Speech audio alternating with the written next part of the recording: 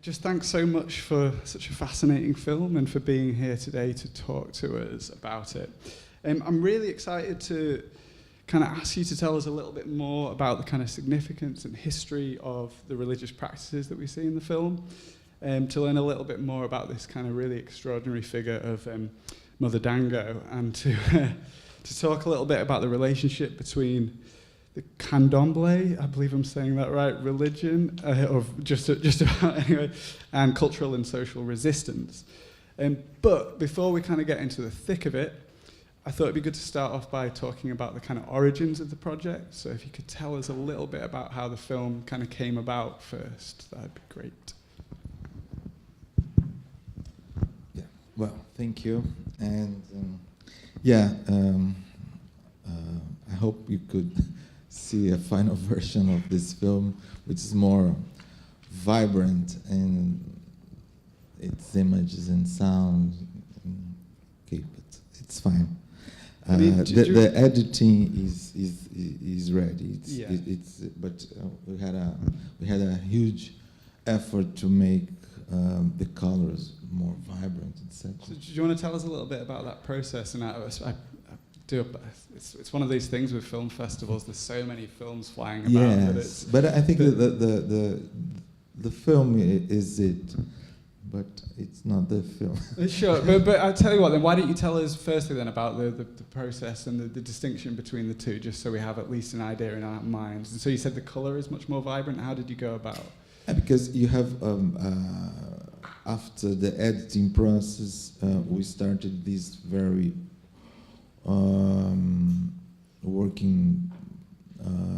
this work with post-production in sound and images, so it's a very artisanal process. Sure. But it's okay.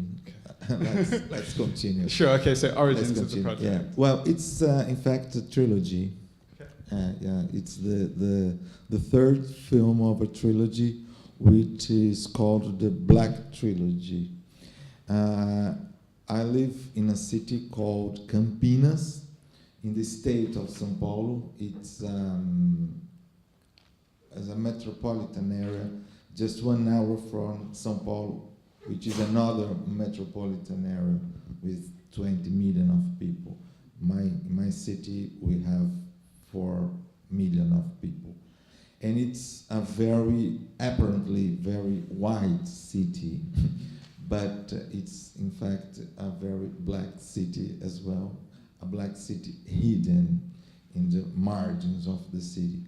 So I started investigating the black culture in this city, related to my academic interests as well, and specifically with the interest of researching about Afro-Brazilian religions and also some forms of popular culture in dance and music. So I arrived to this kind of space called candomblé. Candomblé was originally developed in some African countries, and it was brought to Brazil during the diaspora by the slaves. During many centuries and decades during the 20th century, it was a forbidden religion. People who practiced this kind of religion were arrested. But it was not illegal anymore. And you find different forms of candomblé in Brazil. In fact, this is related to the Bantu people who were the first to arrive in Brazil, the first black people to arrive. And in this specific region of Campinas, they came to develop the coffee economy of the coffee. Is it clear? Yeah, absolutely, yeah. And so it's interesting what you were saying about it being a kind of banned religion. And so as I understand it, there was a kind of mixture of Catholicism and the Kendo Blaze, that it was kind of hidden behind this, because I think that's interesting for thinking about hidden histories, that they, particularly in terms of some of the iconography and things, they adopted Christian symbolism, but in the Kendo Blaze religion, is that? No. They use it too. Sure. Okay. No, sorry, not in the film itself. Not in the previously. film. Yeah, Yes, that's what I mean. Yeah. Okay. Yeah. Until the 80s and mid 90s, you would find Catholic saints in this kind of Afro-Brazilian church. It was a way of justifying to society their existence. But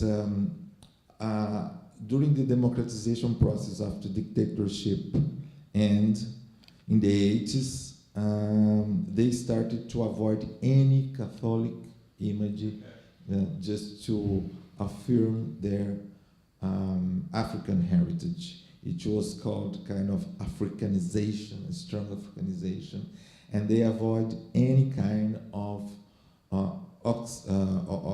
any kind of image belong to this kind of Christianity.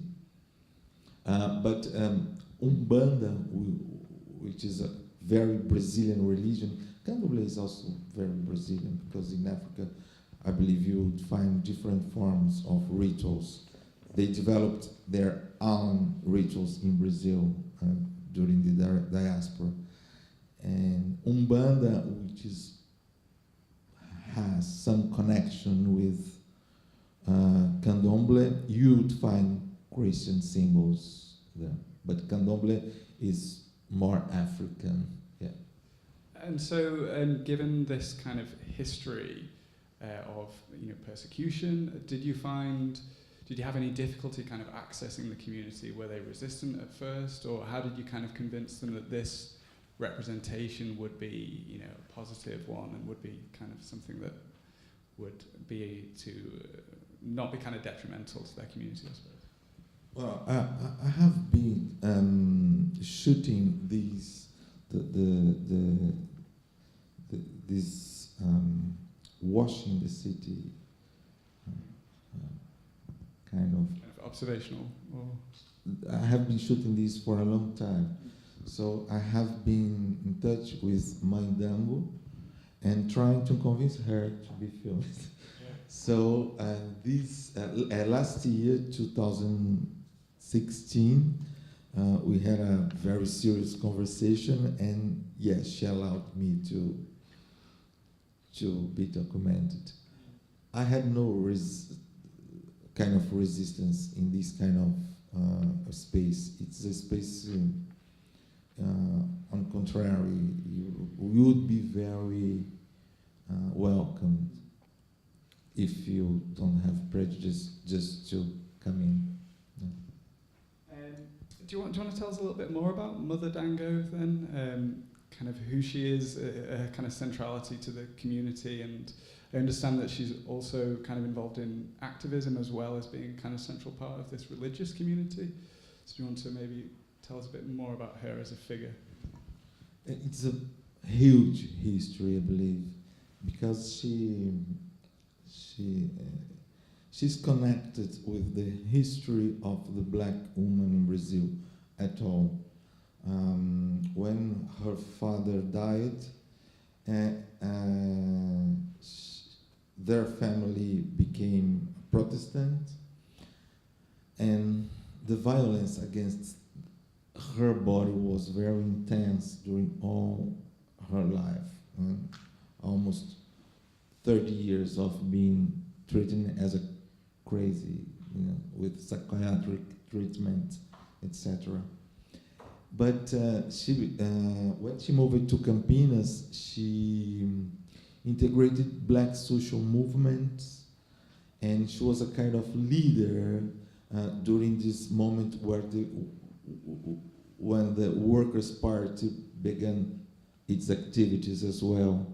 So she's not only a religious leadership, but also political and community, because he's very concerned about the poverty that affects black people around her.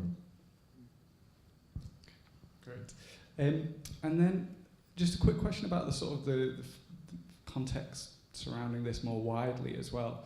I understand that as the kind of rise of evangelical Christianity in Brazil, there's a lot of kind of tension between these two communities.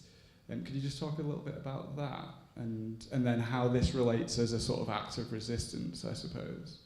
Yeah, this is an act of resistance, and now in Brazil we are facing serious problems related to intolerance, I would say. I cannot screen this film ever. I can be injured in the street by this film, for instance. It's a hard theme. I'm not a specialist. I'm not a sociologist, neither anthropologist to talk properly about these kind of things.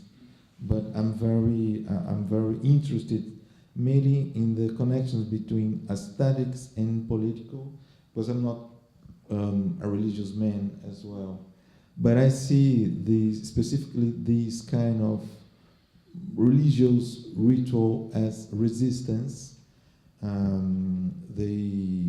They resisted along slavery, and they have been resisting against all these contrary forces. So do you see the film as a kind of work of art, a piece of ethnography, an act of advocacy or resistance, or how do you kind of view this film? Well, for me, it's a work of art. Okay. But you're not, because it clearly is ethnographic in some respects, but you're not an anthropologist. You don't consider, so that you're not sort of tied into that whole, accuracy or kind of, okay, interesting. Because somehow ethnographic film influenced my eye, because I have studied documentary films, etc. But no, it's a kind of poetic observation. Yeah. And how's the film? You say it's difficult to screen it in Brazil. Since the coup. Okay. Of last year. Sure. But how has it been received by the community themselves? It's the first screening worldwide. This is so you've not shown it to anybody in this community, even whilst you were making the film, or no rough cuts or anything. Okay, interesting. Well, thanks it's fantastic to see it here on the big screen. Should we open the questions up to the audience, maybe, see if anybody's got anything that they want to ask Gilberto?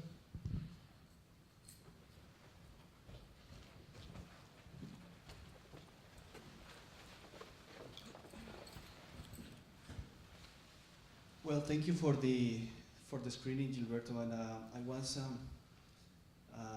I'm interested in the traces of Africanity that you mentioned in the film. There is this conversation between what sort of traces do we have in Latin America, particularly in Brazil, in Colombia, and Cuba, and the Caribbean, of whatever Africa means here, and the same goes there.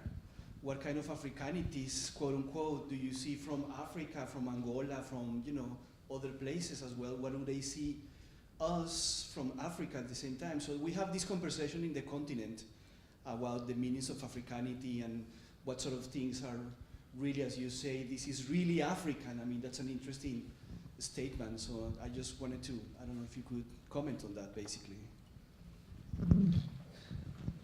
Yes, it's a very interesting question, because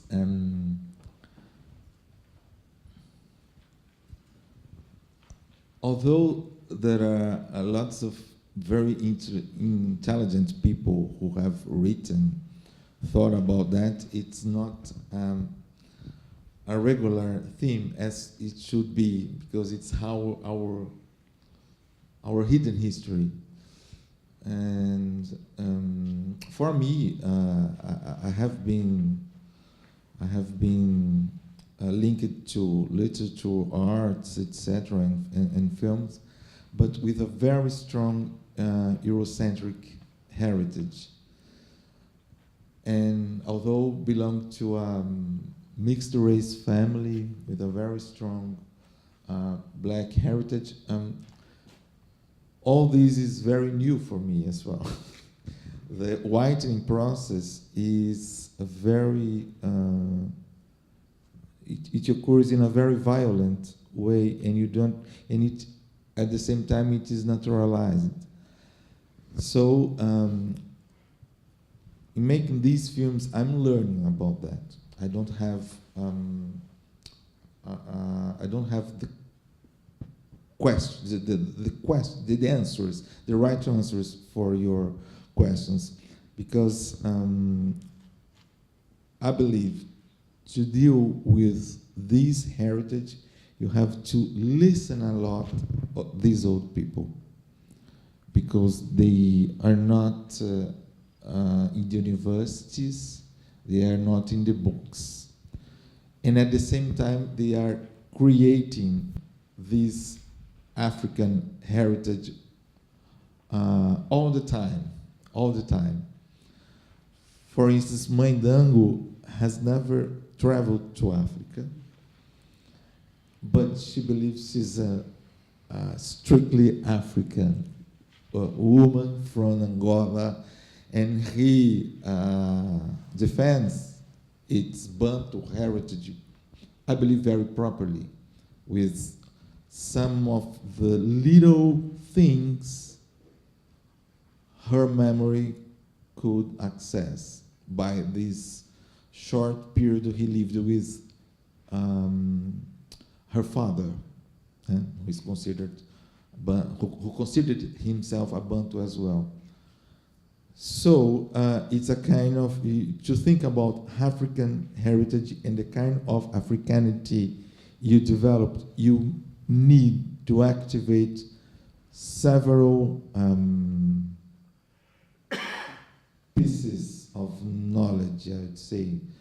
Books do not solve that, because books ignored some of the main concerns, and specifically books did not work as resistance as these spaces which the songs, the body, the religious rituals, the manufacturing of objects, the popular culture made along the time. All this is imagination, but imagination affects everybody, in Brazil, in Africa, etc. We have to be, I believe, it's my own opinion, we have to be aware the importance of the relationship between imagination and resistance. I think that's the point, because it connects aesthetic with politics. Yes, it's a work of art, but it's a work of art with a very strong political discourse. That's my aim, at least. I don't know whether, because the film does not belong to me anymore. Any other questions? But yeah, there's a couple back there.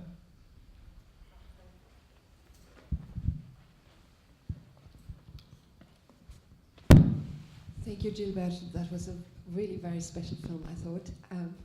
I wondered about two very separate things. One is the story she tells about the chicken in the beginning, that she tried to kill. What a traumatic story she's telling there. And then the chicken runs around in the house and blood is spread. And I just wondered, sort of ethnographic curiosity, whether that had specific meaning for her, other than being a symptom of oppression, because obviously she was exploited and it was child labor, and then she was forced to kill a chicken against her experience and feeling and skills. So this is the question is just, did this have more meaning, that, or a new meaning that got reinterpreted through her religion, that this happened? Was that something like a precursor to what she then experienced, finding her calling as this woman with these special skills? And the second question, and this is the first, just curiosity in terms of content, the second question was about your decisions as a filmmaker.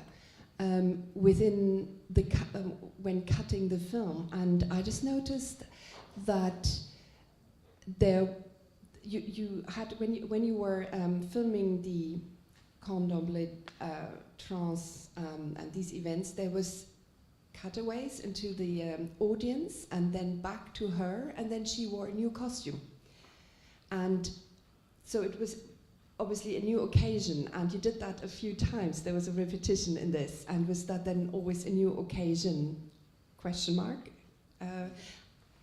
Or was this, yeah, I don't know.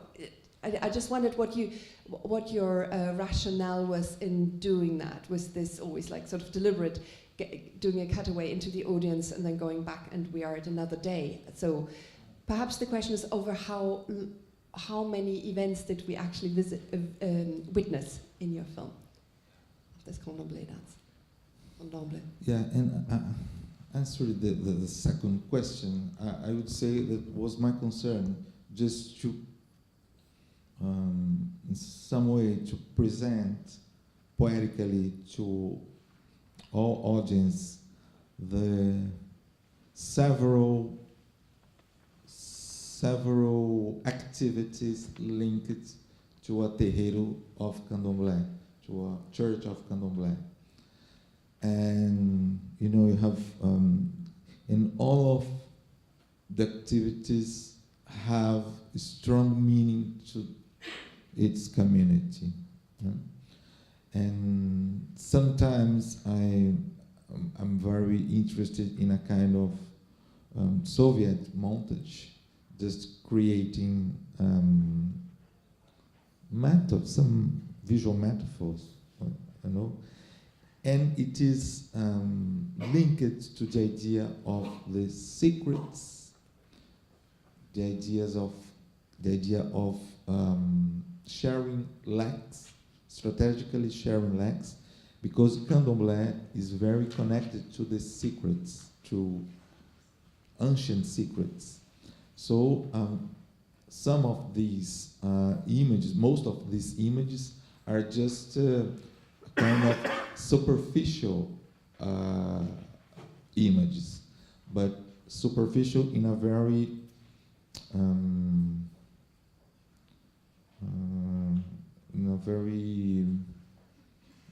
I would say, intentional way.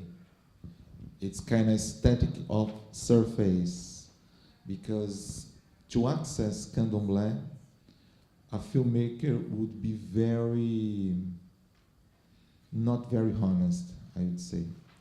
You need a strong living with the leaders. You have to talk, you have to learn, you have to be patient. So I'm aware of a short film. You just can reach the surface of the things. That's it. And concerning to the image of the chicken, it's a very strong image, because it's linked to the exploration of the children in Brazil, in the world, the working of children. She started work with 7, 8 years old. She was a maid of a big house in this age. And this connected to the violence of the body, the violence black people suffer when they not have protection of the family, of the state. When her father died, she became a very vulnerable person, because her mother made everything to protect the family. But in a country with this strong machismo, what's the best word in English for machismo? I don't believe. Sexism. Yeah, this strong sexism who made a woman, children working, etc. So it is an image concerning to vulnerability of the black people that starts just in the childhood. This is because she's all these events she narrates frequently publicly. She She has been narrating all these events publicly because it's a way of sharing her life as a resistance life. Is it clear, Steph? I think there's another question just behind the previous question. Thanks. Last question. That's okay. Thank you. I could see clearly from the film that Kendo Blaze is liberating compared to Catholicism and Assemblies de Dios and so on, because it's celebrating the African heritage. And in line with this woman who had been subjugated both personally and kind of generally all her life.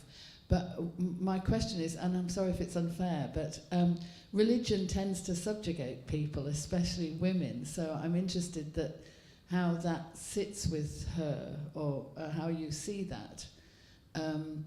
That although it's liberating in some ways and allows her to celebrate her heritage, she is still, especially as a woman, religion is subjugating, or is that just my idea? You mean the role of the woman in this context? So I think the question was that in religions like Catholicism, for instance, often women are subjugated in some respect. So are there parallels to that in Candomblé, and how does Mother Dango feel about it?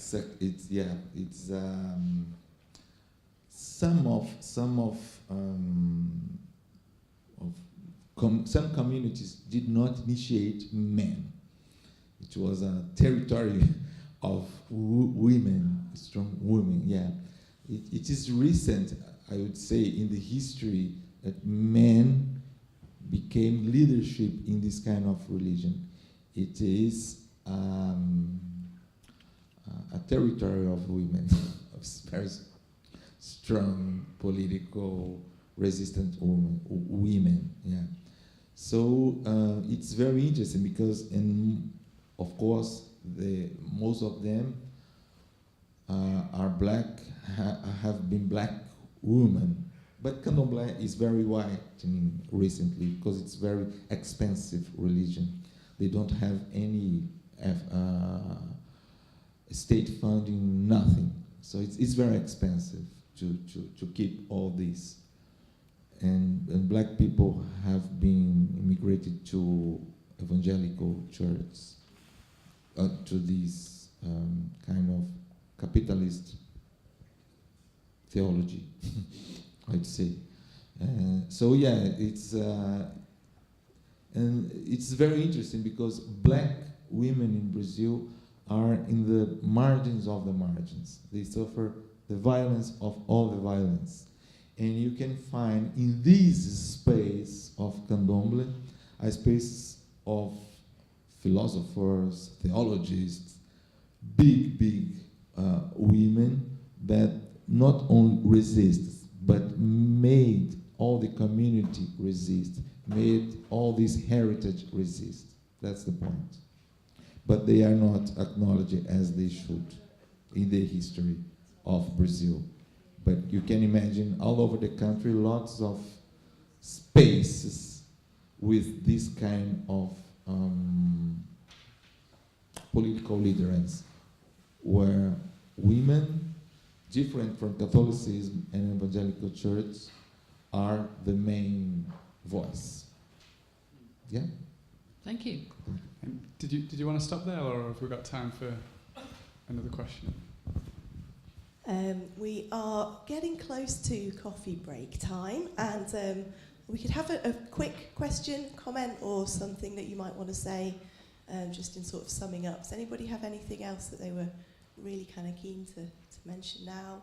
Obviously, we can keep chatting through coffee break. Thank you very much for taking part in this. Do you want to just sort of say anything to finish, or shall I move on to the next section? I think we'd just join me in thanking Gilberto again for bringing the film to us, and for his Q&A. So thank you.